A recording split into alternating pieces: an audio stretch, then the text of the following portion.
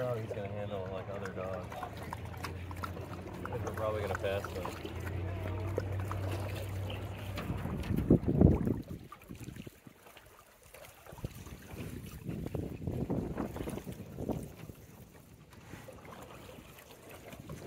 Irvin's Island. We're going to take a left. I'm sorry, stay to the right. Stay to the right. Island, we're going to stay to the right. We believe this is Irvin's Island.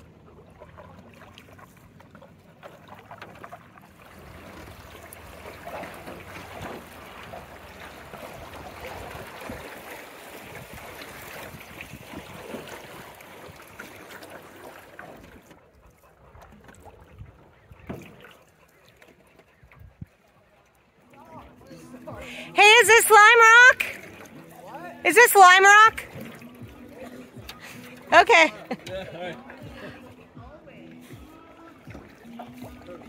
Do you know if that's Lime Rock? Lime Rock? Yeah, there's measurements over there. Oh, cool. Yeah. Thank you. See it there on the right? Oh, yeah. Roman numerals.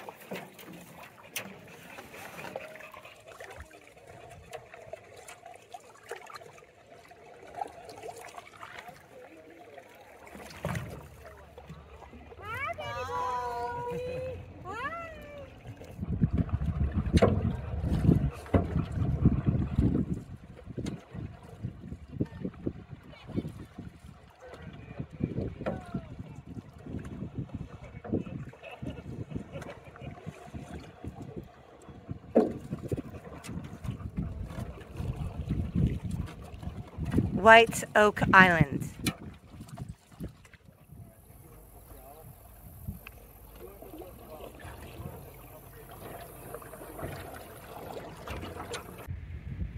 Stop it. No, but I'm acting as if it's Hemlock Island.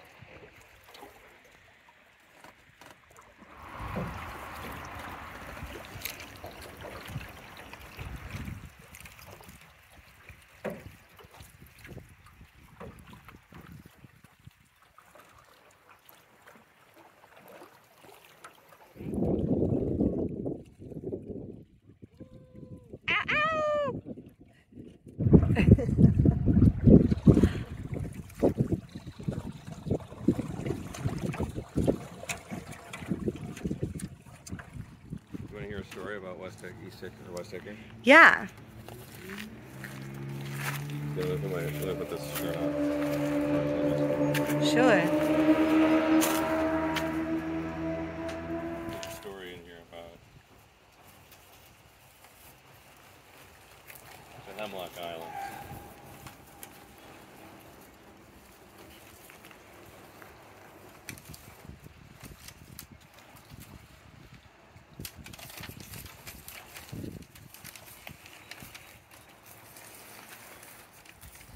So the Hemlock Islands are back just north of here. We're at the West Hickory access point, and there's a story here about the Hemlock Islands, and the story takes place right over across the river that you can see down there. So here's the story. Being in the immediate vicinity where the event transpired, we will relate, for the benefit of those who like to hear stories, a strange page in the history of an old Indian chief of the Munsee tribe by the name of Ross, and another Munsee by the name of Locke, who figured in this neighborhood as early as 1755 and probably earlier. The Munsees were a branch of the Delawares who had been crowded out from the eastern waters by the encroachments of the whites and had come to this region as early as 1724, which had been assigned to them as a home by the Six Nations. Ross and Locke were in the employ of the British during the Revolutionary War. They together crossed the mountains on a trip for massacre and booty, somewhere on the borders of Huntingdon or Franklin County. They murdered in cold blood a schoolmaster and 25 or 30 children. Taking their scalps, they proceeded to Niagara, disposed of them, and received the bounty. Locke was somewhat of a bravado, and on their return to Hickory Town, represented himself as the principal hero of the scene. Ross was mortified and determined on revenge. In true Indian style, he waited for years for a suitable opportunity, and at last, in a drunken war dance, murdered Locke. This dance came off on the left side of the river, out near the foot of the mountain, not far from the mouth of East Hickory Creek. which is pretty much right back up the river there. Locke, it seems, acted the part of the singer, whiskey being in abundance, and Locke, having twigged the bottle to the tune of a deep dram, became so stupefied that his music displeased Ross, who commanded him several times to sing louder, but to no effect.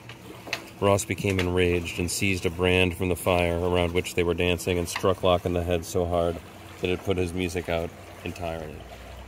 Ross appeared before a council of the Senecas and was condemned to support the widow of Locke for 20 years.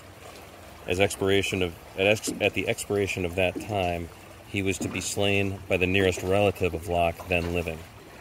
This mild sentence was passed due to his bravery. At the end of his 20 years, he surrendered himself up to the council of the tribe assembled near Buffalo. In the meantime, the only son of Locke had married the daughter of Ross. His son-in-law was unwilling to slay him, for time had long since worn off the edges of his revenge, and so the sentence was never executed. He lived to a great age and died on the banks of his native stream, the noble Allegheny.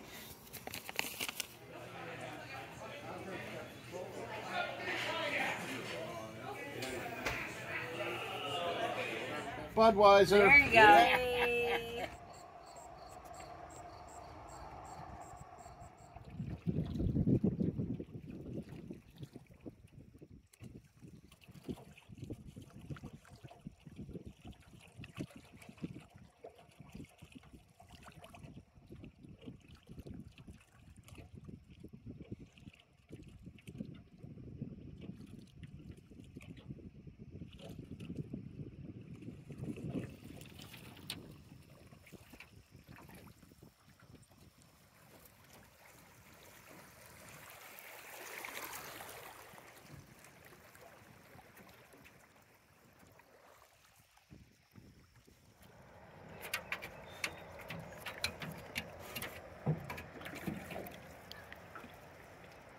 These are the 3 islands before Tionesta.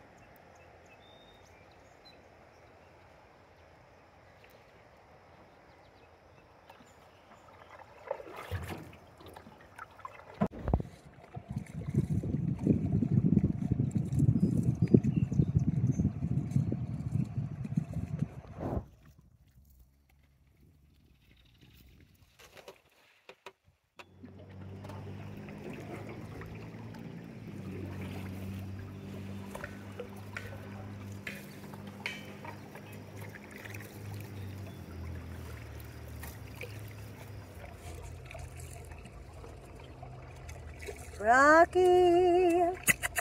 Rocky!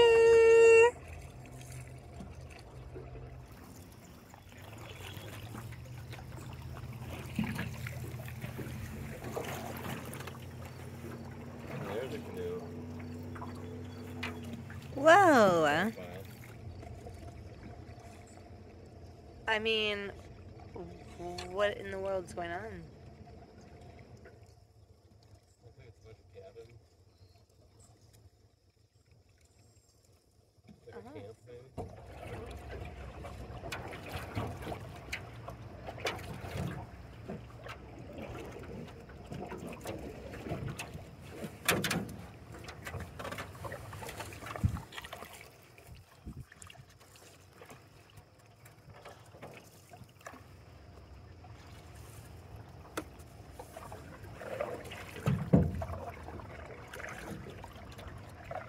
I got a double cross.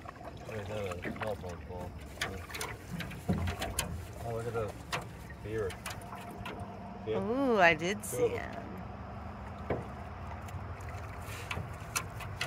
Zombie beavers. Let's grab the dog. He sees them. Can you grab the leash? I have it. Okay. He sees them. And they're coming right out here towards the boat. There's a good chance they'll be out here near the boat.